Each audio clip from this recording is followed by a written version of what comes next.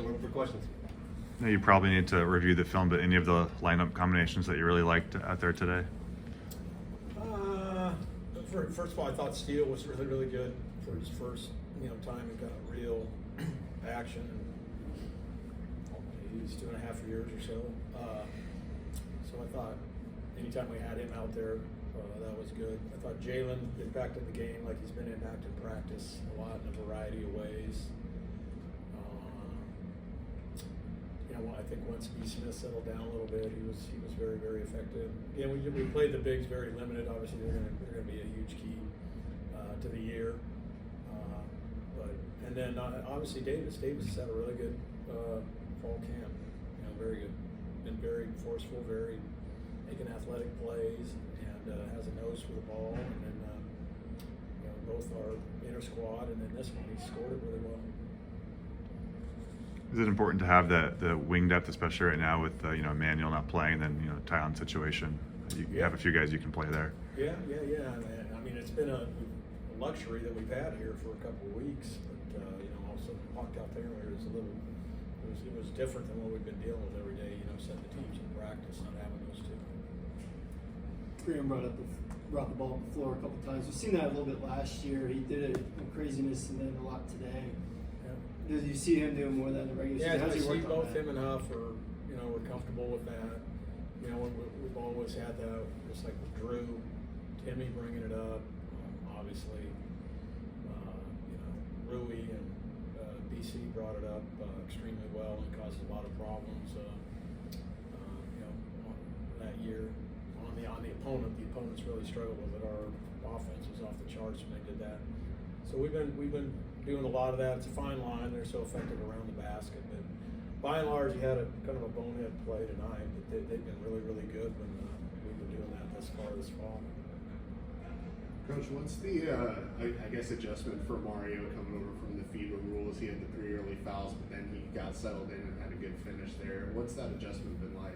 Yeah, I don't even know if it's more so much FIBA rules. It's just kind of style of play a little bit,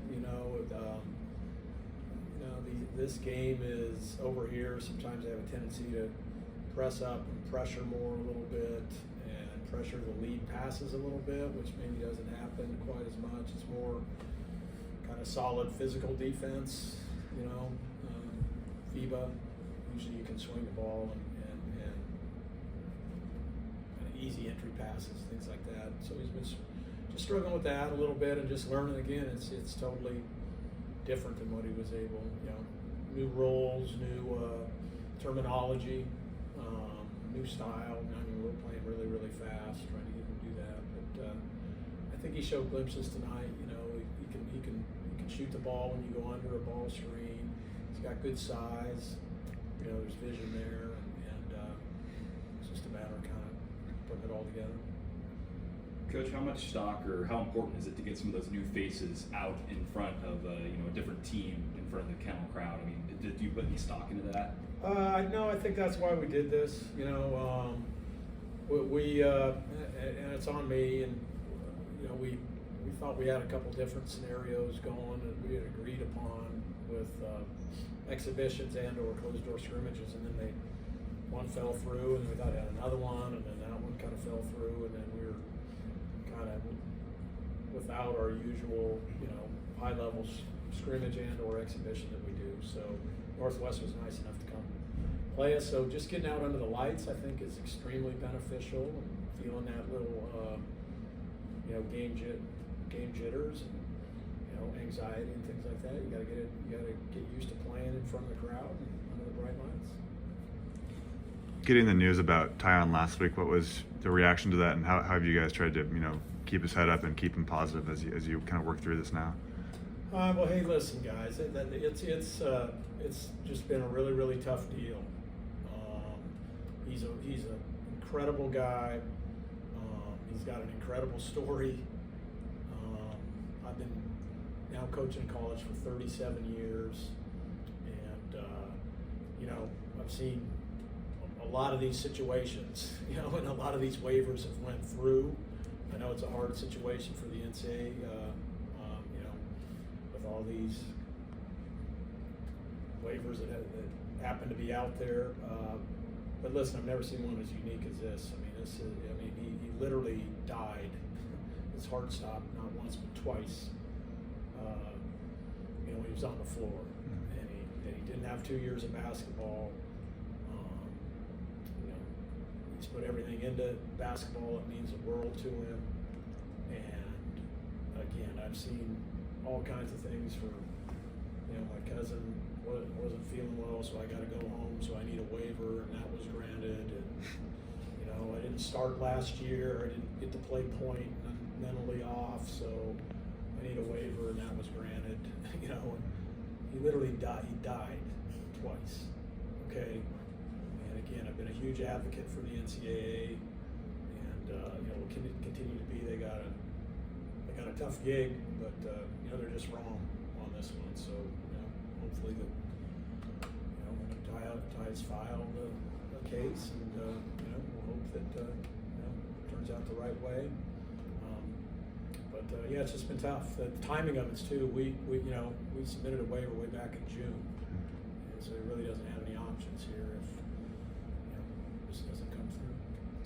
You guys have, I think you're supposed to be at Media Day on Thursday from, I think it's noon to 5, and that's the same time as his hearing. Have you figured out how you're going to handle the conflict there? We'll deal with all that. We're just kind of process it day by day here. We don't have any plans for whatever. And Coach, last one, Braden Smith, just his 3-point shooting and seeing his shot come along. You've seen him for a year now. What do you kind of like about him and being able to also pop out on the ball screen and knock that down? Yeah, the first thing that comes out is he's a great leader. He reminds me of Kevin Pangos in that regard, and great at team building and bringing everybody together. I think last year he helped us tremendously last year with that, even though he wasn't playing. He could score. He's a scoring point guard. He can clearly shoot the ball from 3, catch and shooter. If you go under on his ball screen, he's a real threat there. I think he's definitely kind of wired to score a little bit, and he's had some big games throughout his career. Coach, how dangerous is this front court with EK and Braden? I know that you didn't have to use them too much today, but how dangerous could they be? I think the combination of those two coming back, that we should be one of the best front courts in the country. I think they've showed that at times. I think they showed that down the stretch at the end of last year, and they certainly played great in our last game last year against one of the best defenses in the country, and probably one of the best defensive front courts in the country. So that's the expectation, and hopefully everybody, all of us, will see some growth from last year to this year. Time for one more. All right. Thanks, Coach. Thanks, Coach.